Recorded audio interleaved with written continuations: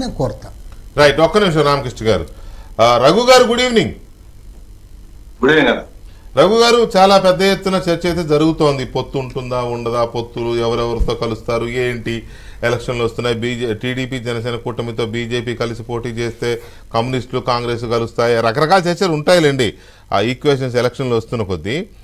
అయితే ఇక్కడ BJP TDP జనసేనతో పొత్తు ఉంటుంది అని సూత్రప్రాయంగా మూడు పార్టీల నాయకులు మాట్లాడుతున్నారు.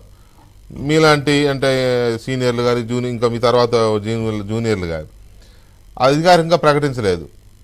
అయితే ఇప్పుడు ఏంటంటే మొన్న మీ సమావేశాల్లో కూడా ఈ పాయింట్ చర్చకు వచ్చింది. మనల్ని అనుమానిస్తున్నారు, చంద్రబాబు నాయుడు అరెస్ట్ చేయడం కానీ ఈ విషయాల్లో కూడా మనల్ని అనుమానిస్తున్నారు అనే పాయింట్ చర్చకు వచ్చింది. ఇప్పుడు రామకృష్ణ గారు ఎప్పటి నుంచో అంటున్నది కానీ సిపిఎం కానీ వీళ్ళు ఏంటంటే అసలు జగన్ అరెస్ట్ పేరుకు జగన్ కానీ వెనుకున్నదంతా బీజేపీనని వాళ్ళు కొత్తగా ఉందిలే, ఈ అరెస్ట్ అయిన కాంచే మాట్లాడుతూనే ఉన్నారు. అలాంటి బీజేపీతో చంద్రబాబు పొత్తు ఎందుకు పెట్టుకోవాలి, జనసేన ఎందుకు పొత్తు పెట్టుకోవాలి అనేది వాళ్ళ పాయింట్. ఇప్పుడు దాకా విన్నారు కదా మీరు చెప్పింది, మీ పాయింట్ ఏంటి? నమస్కారం అందరికి, మీకు అందరికి. రామకృష్ణ గారి మాటల్లో నాకు అర్థమైంది ఏంటంటే, కేంద్ర ప్రభుత్వము రాష్ట్ర ప్రభుత్వం రాష్ట్ర యొక్క అధికారాల్లో కలగజేసుకోవాలి, వాళ్ళ యొక్క అధికారాలని రాష్ట్ర ప్రభుత్వాలు వాళ్ళ పరిపాలన వాళ్ళు చేసుకోకుండా ప్రతి దాంట్లోనూ కేంద్ర ప్రభుత్వం కలగజేసుకోవాలి, కేంద్ర ప్రభుత్వము రాష్ట్ర ప్రభుత్వాల పూర్తిగా జోక్యం చేసుకుని వాటిని శాసించాలి. అదేవిధంగా కోర్టులను కూడా కేంద్ర ప్రభుత్వం శాసించాలి, కోర్టులే కేంద్ర ప్రభుత్వం కూడా కోర్టులను ఇలా చెయ్యి అలా చెయ్యి అని చెప్పాలి. తర్వాత ఏంటి, అసలు ఈ కమ్యూనిస్టు ప్రభుత్వం బ్రహ్మాండంగా కేరళలో నడిచినా, అంతకుముందు బెంగాల్లో నడిచినా, వాజ్పేయి గారి టైంలో అంతకుముందు తిరుపతిలో నడిచినా మేము ఇలాగే చేసామా? మరి ఒకటి.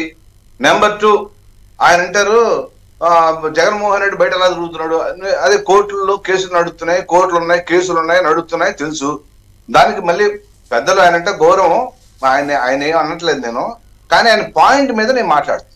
ఆయన ఇంకేమంటారు, ఇది రెండు ప్రభుత్వాలని, అరే తెలుగుదేశం ప్రభుత్వం ఉన్నప్పటికీ కూడా మేము వాళ్ళతో అధికారాన్ని పంచుకున్నా, తర్వాత చివరి సంవత్సరం పంచుకోకపోయినా గతంలో ఏ విధంగా సహకారం చేసాం, ఒక రాష్ట్ర ప్రభుత్వానికి ఏ విధంగా సహకారం కేంద్రం చేస్తుందో అదే సహకారం చేశాం. ఇప్పుడు రాష్ట్ర ప్రభుత్వానికి కూడా కేంద్ర రాష్ట్ర ప్రభుత్వాల యొక్క అధికారాలు ఏ విధంగా ఉండాలో అంతవరకునే ఉన్నాం. ఎక్స్ట్రా జోక్యులు చేసుకోవడం కానీ, ఎక్స్ట్రా మీ కలవ చేసుకుని అలా చేయి ఇలా చేయి చెప్పడం కానీ చేయదు కేంద్ర ప్రభుత్వం.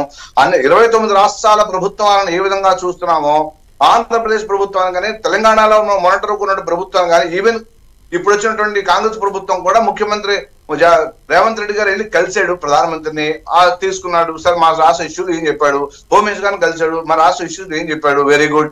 అంతకుముందు ప్రభుత్వాన్ని కూడా పరిపాలన చేయనిచ్చాం. సో ఏమంటారు రామకృష్ణ గారి ఉద్దేశం ఏంటంటే, ఇంకా ఈడీని, ఇంకా సిబిఐని, ఇంకా కోర్టును కూడా ప్రభావితం చేసేయాలి కేంద్రము అని అంటున్నారు ఆయన.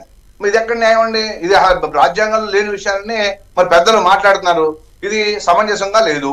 ఇంకోటి ఏంటండి, ఎక్కడ ఇప్పుడు ఏదో తెలంగాణలో పెట్టుకుని ఒక సీటు సంపాదించారు, తోక పార్టీగానే కమ్యూనిస్ట్ మిగిలిపోకూడదని మా భావన. జాతీయ పార్టీలు ఉన్నటువంటి కమ్యూనిస్టులు ముందుకు రావాలి, వాళ్ళు కూడా విస్తరించాలి, నెక్స్ట్ జనరేషన్ యూత్ ని అట్రాక్ట్ చేయాలి, 10 ఎమ్మెల్యేలు గెలవాలి మీరు. అంతేగాని తోక పార్టీ లాగా ఉండి 1 సీట్ ఇస్తే సరిపోతే, 1 సీట్ ఇస్తే సరిపోతే అని ఉంచుకుంటే మీ పార్టీ ఉనికికే ప్రమాదం అయిపోయింది. వాళ్ళ కమ్యూనిస్టులు కనుమరుగైపోయే పరిస్థితి వచ్చింది. ఆల్మోస్ట్ అన్ని రాష్ట్రాలను అయిపోయారు, కొద్ది రాష్ట్రాల్లో కొంత అక్కడక్కడ మిగిలారు. కాబట్టి అలా కాకుండా కొత్త ప్రభుత్వం, కొత్త యువతని రాసుకుని మీరు మాతో కాంపిటీషన్ కండి, బీజేపీతో సమాంతరంగా ఎదగాలని కోరుకుంటున్నాం, కానీ ఎదగట్లా, కనుమరుగైపోతున్నారని మా బాధ.